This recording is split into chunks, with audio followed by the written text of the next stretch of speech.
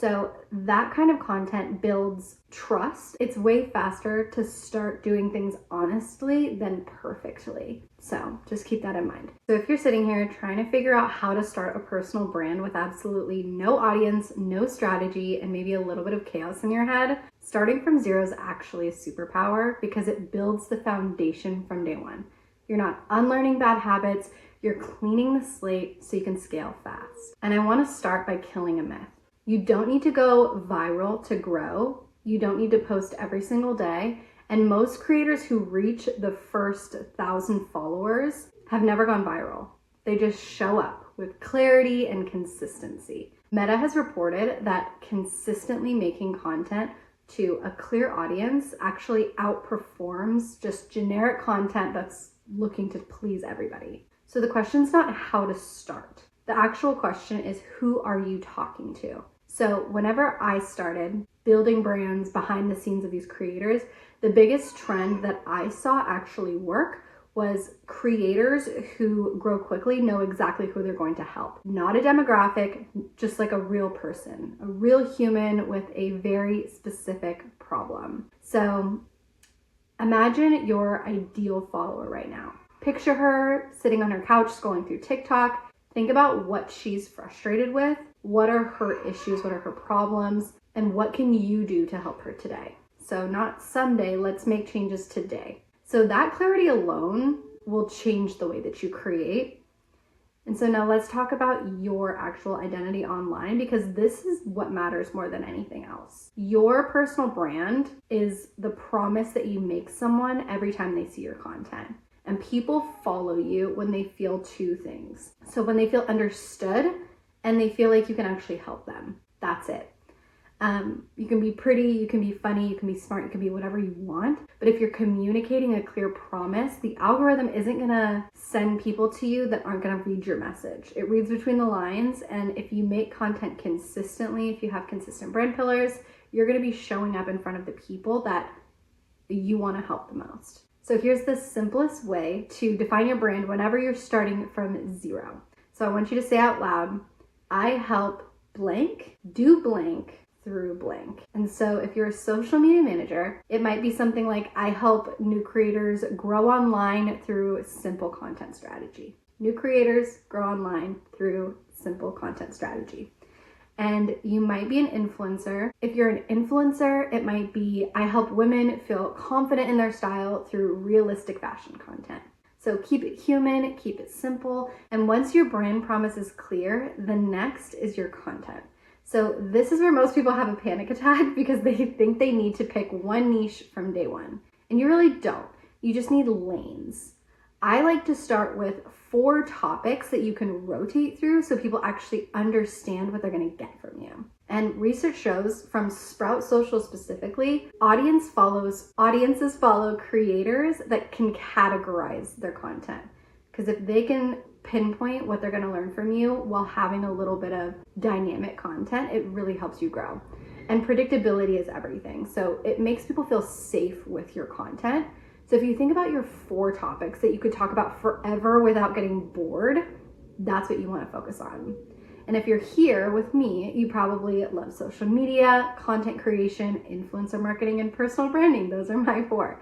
So you need to find your lane and what you can talk about forever. So every piece of content that you make should fall into one of these buckets. This is what creates bingeable content, and that binge factor is what gets you your first 1,000 followers. So now let's talk about your first posts, because those actually matter more than you think. A lot of people say, just go, just post, just do it, and then you'll find your audience or you'll find your lane. So I actually don't like to do this. Later actually reported that new viewers decide whether or not to follow somebody within their first 3 to 5 posts. So you don't want to start off on a bad foot, because if you focus on your content and your content creation, you're not kind of flowing in the wind. Does that make sense? So your first 10 posts they don't have to be your best work, but they should be valuable. And you want somebody to watch your content and they feel like you genuinely helped them. And this is what makes people tap follow. You can introduce yourself, share relatable stories, break down something that you're really, really good at, or give beginner friendly tips that someone who can use that instantly would get a lot of value out of. And value is not about being an expert. It's about helping somebody just take the next step. Actionable items are everything. And here's where things get a little bit messy. So let's talk about consistency, because I know this is the part that feels really heavy. We've all gone through, you can probably hear my daughter. We've all gone through those parts where it's up, it's down, we're not motivated, we kind of fall off, and that's okay. The biggest thing with that is batch creating, and I'm going to talk about that in a couple of later videos. But here's the truth that nobody will say out loud. Consistency does not come from motivation. It comes from systems. And the American Marketing Association actually found that reliable posting increases reach because it trains your algorithm, it trains your audience. So you don't need to post every day. That's not what I'm saying, but you need to just pick a routine. And this is a tip that I hear a lot. People say, pick 2 or 3 days a week and just commit.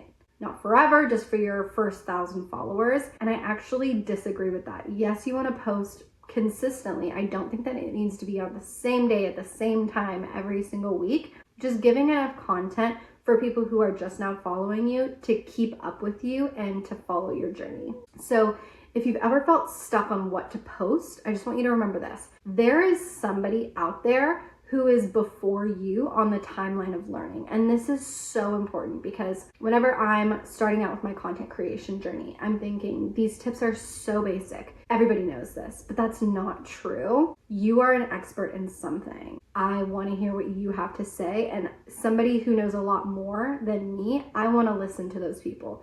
So you have to remember that not everybody knows everything that you do. So there is somebody out there, again, who's on the timeline of learning that's a little bit behind you. And so teach from where you are. Share what you're learning and share personal stories. Share the mistakes that you've made that you would do differently now. This is huge for people because people are so scared of failure and they're so scared of making mistakes. So if you can say, hey, this is what I did when I was starting out, don't make the same mistake, it will go a long way. So that kind of content builds trust. It's way faster to start doing things honestly than perfectly. So just keep that in mind. So let's talk about video structure, because this alone can double your reach. You need a great hook. In the first 3 seconds of your video, this is huge because people are so quick to scroll. Instagram has repeatedly said that video retention is the biggest signal for distribution. So your hook matters. It can be a question, it can be a bold statement, it can be a problem that your audience has, or a quick promise about what you're about to teach. So keep the energy up and dive right in. People scroll super fast, don't warm up, deliver immediately. And from there, you want to keep your videos tight. You want to cut the fluff, get to the point, use really quick transitions if you can, add clear text on screen to keep your ideas focused. And if you can break up your content into almost like sections, that helps people digest content a little bit better. Like if you think about when you were in school, it's not just one big idea being thrown at you, there's chapters. So think about that. Shorter videos don't always mean better, but beginner audiences actually respond really well to content that respects their time. So a mix of short and punchy content and longer educational videos, it actually helps create like a really balanced profile that both entertains and also builds authority. And so this is the part that people forget, I think, is you need to ask people to follow you, and not in a salesy way and not in a cringy way, but just a simple, if you like this, follow for more. Call to actions increase follow through because they remind people that you actually build value and you have something coming up later on. You have more to the story to share. You're not a one-trick pony. So as you grow, just make sure to pay attention to your analytics, not obsessively. I know that some people can, as content creators, tie, I don't want to say their worth, but like tie their success to the number of followers they have or the amount of money that they're making from their content. You don't want to do this. Just pay enough attention to what people enjoy the most, so that way you can keep creating content for the people that are going to last and that you actually want to work with. Because if you're just creating content to create content and not turn it into a business, post whatever you want. But if you're going to want to sell a course or a product or a service, you want to attract the kind of people that you want to work with. So your audience will always tell you what direction to go through these analytics. The people that are liking, commenting, and sharing that content the most, replicate that. Look at watch time. Like I said, likes, saves, shares. And saves and shares especially signal value to the algorithm. Whenever you see patterns like this, lean into them. And here is the final thing that I want you to remember. Your first 1,000 followers will be the hardest to earn, but they're the most rewarding. So if you've been with me since the beginning, obviously this is a brand new YouTube channel, but if you've been following me on Instagram for a while, thank you so much. I really appreciate you guys, and I do this for you. So this is where you're gonna build your identity, your confidence, and your community. And you don't need to be perfect, like I said. You just need to show up with clarity, value, honesty, and a little bit of personality, because people follow who they like. So let them see you, the real you, not the version that you think you should be.